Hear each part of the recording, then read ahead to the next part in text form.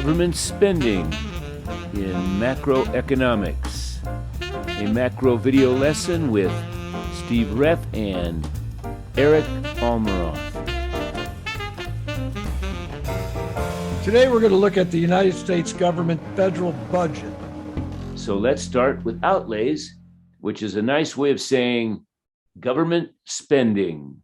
In looking at this pie, what these sections represent are the main functions of government spending. And then we're going to be seeing how they relate to discretionary and mandatory spending, but also we're going to be looking at the sub-functions in each one of these main sections of the pie.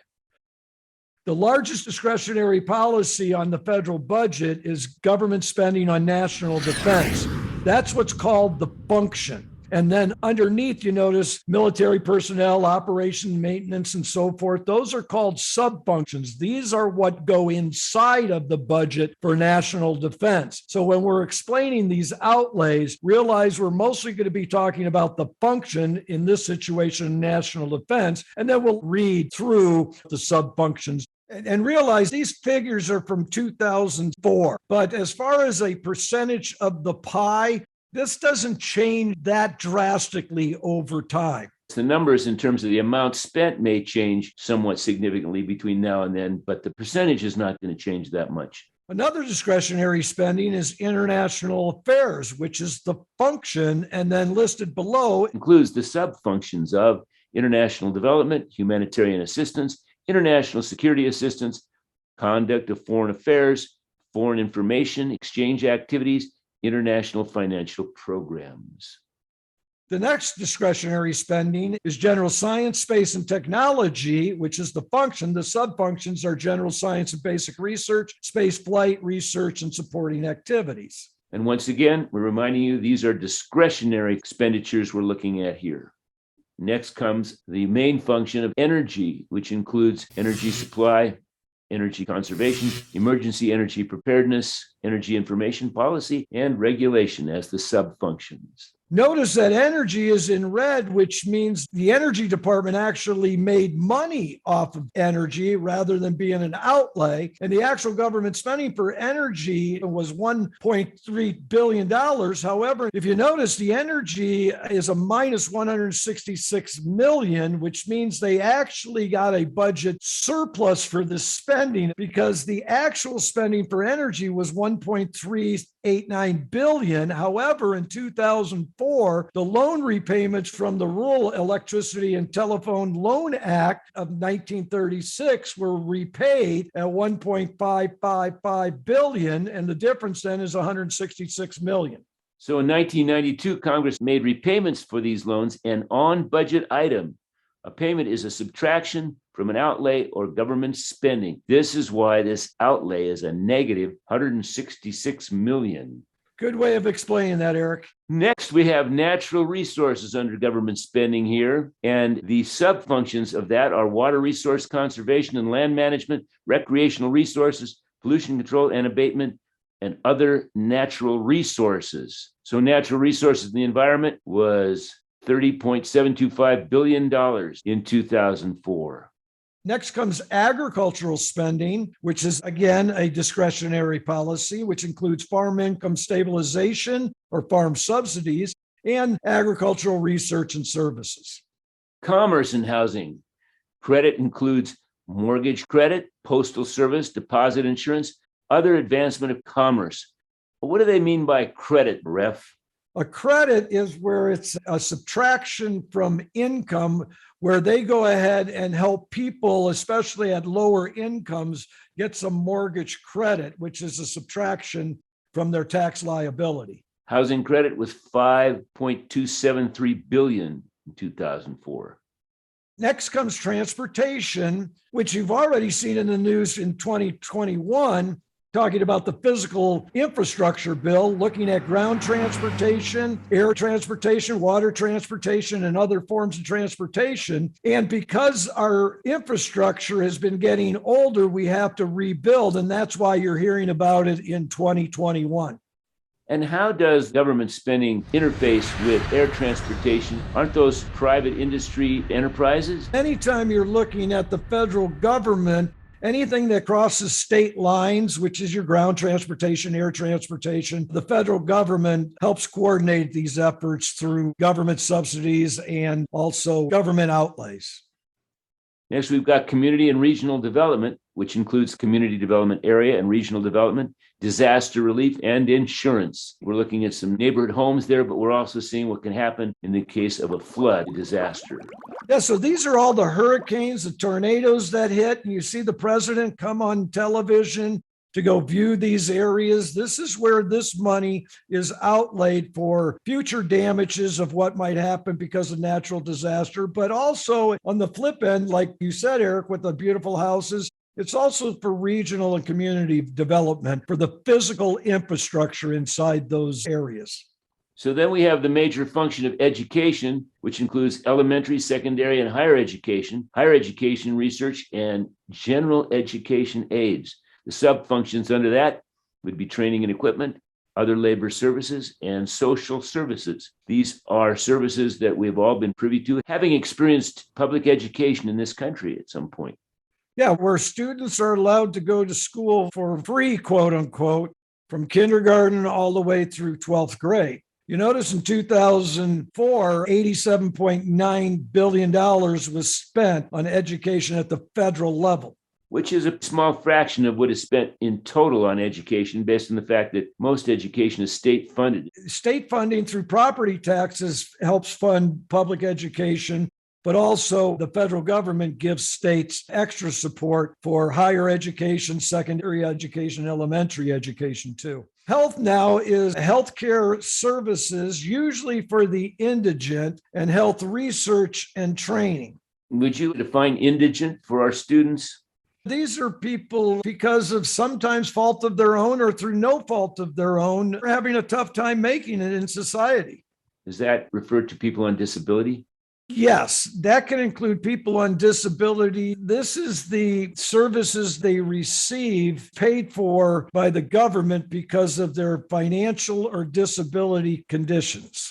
And you notice what a large number that is, and that's part of mandatory spending, because government by law has set aside monies every single year so the people who are less fortunate, either because of financial situation, disabilities, and need, quote unquote, some help paying for the health bills that they might have.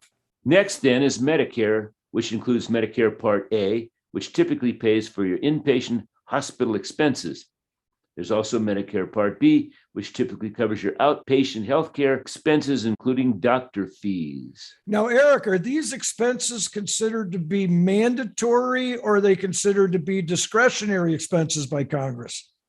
These are mandatory expenses by Congress because people have paid into these, expecting that these services will be available for what they paid into. Look at the size of that at $269 billion for Medicare expenses. Do you think that'll go up in the future as the baby boomers start to retire? I'm planning on it. But at least it was taken out of our paychecks. That's true. This was a program like Social Security to safeguard our future.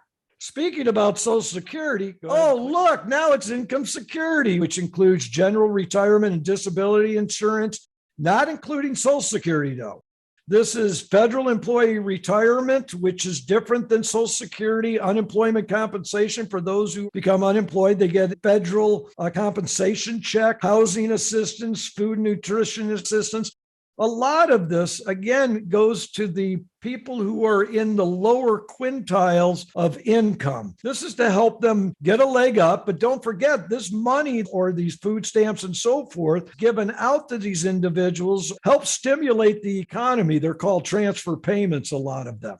So income security totals $332 billion in the year 2004. Next is Social Security, which is a huge mandatory expenditure of Congress, which is about 25% of the entire budget, which is 6.2% taken out of paychecks, what we call payroll taxes. But we should also know you do not have to pay this tax beyond $142.8 thousand a year earning level. So if you're making $1 million a year, you're still only paying up to the earnings of $142.8 thousand.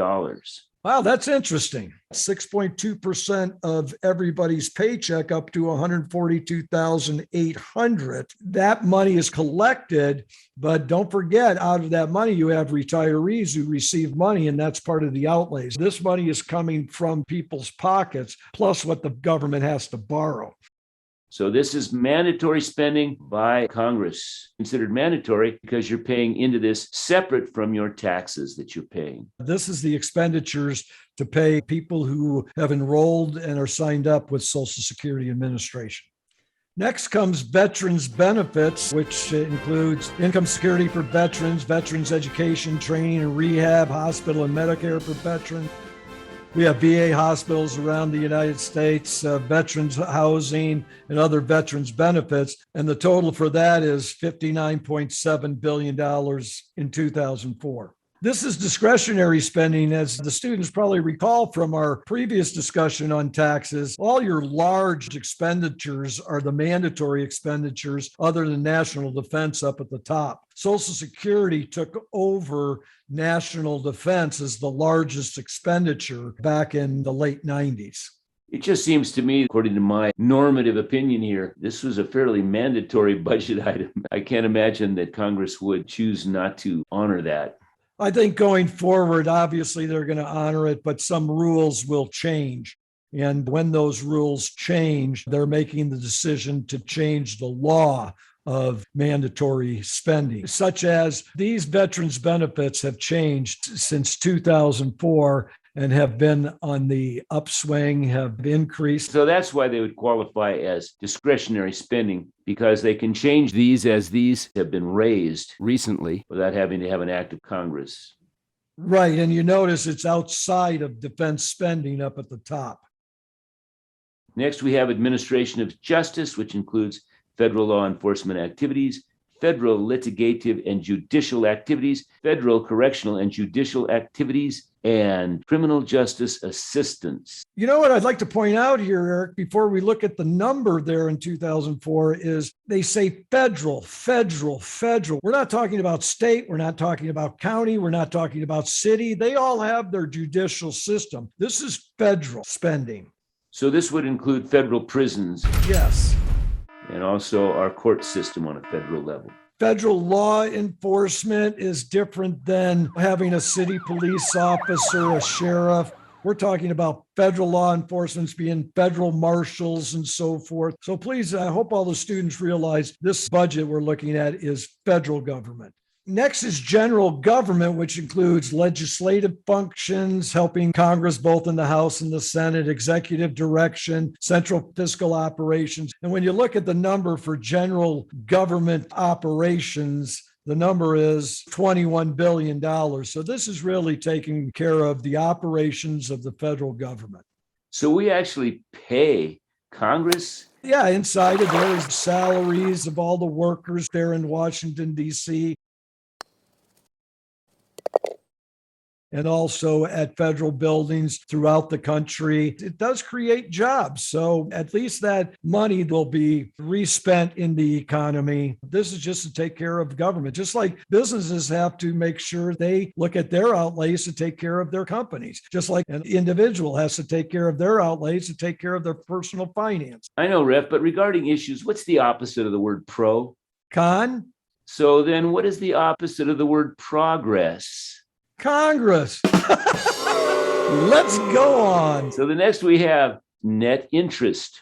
Interest on the Treasury debt securities, the gross debt, interest received by on-budget trust fund, other interest, other investment income. And this is the one we talked about in an earlier video, which is the money that we are having to pay for the total debt we have taken on. So anytime we overspend into a deficit, we increase the debt, and that also increases the interest on that debt. Our current interest rate on the debt incurred is 8% of our total budget, which is taking up a sizable portion of our entire expenditures pie at this point. And if interest rates go up, then the net interest goes up. So there's outside factors that will cause this to go up or down. Usually, though, over the past few decades, it has gone up. And so what is that net interest on the debt total in 2004? It was $160.2 billion.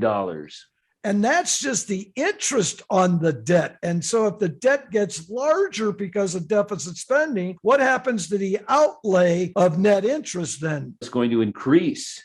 And then what happens if interest rates during the year go up, like they're currently going up? Our net interest payments will increase again. So then will that take up a bigger portion of that pie now? Yes, increased interest rates definitely going to impact our net interest percentage of the budget. Which means we might have to cut out some expenditures in these other areas that we've been talking about. So which one do you recommend we toss? Eric, that's up to Congress, and we'll let them debate that. The last one is just offsetting receipts, which is that you have to know something about accounting for us to go into this in depth, but we've given you what the offsetting receipts include. And so let's look at the total outlays in 2004 by the U.S. government. The U.S. government had total outlays of close to $2.3 trillion in 2004. And as we know, in 2021, this number is quite a bit larger than the $2.2 or $2.3 trillion you see here as total outlays in 2004. So $2.29 trillion, big number. We should know that it's larger than that now. Hard to determine exactly based on all the things that are being proposed in Congress. But some estimates project our current year's expenditures in 2021 may be several times this amount. And we do know for certain in 2019, expenditures were a bit less than double 2004's expenditures at $4.4 trillion. Yeah, as of today, November 2nd, 2021, I think you're really close to what that number has raised to from 2004. Going back to our earlier discussion, though, I think really this should put in perspective with the students that you have mandatory spending, which is, if you look at the budget on the left, is health, Medicare, income security, and Social Security, which is a large percentage that you could see in the pie graph. And that national defense, which is discretionary spending, is the largest portion of that type of spending. But remember that net interest sort of sits in between mandatory spending and discretionary spending, which takes up 8% of that pie. Well done, Reff. Thanks for all the input. Thanks. Enjoyed it. I hope the students learned a lot. Government spending, a macroeconomics video lesson. The end.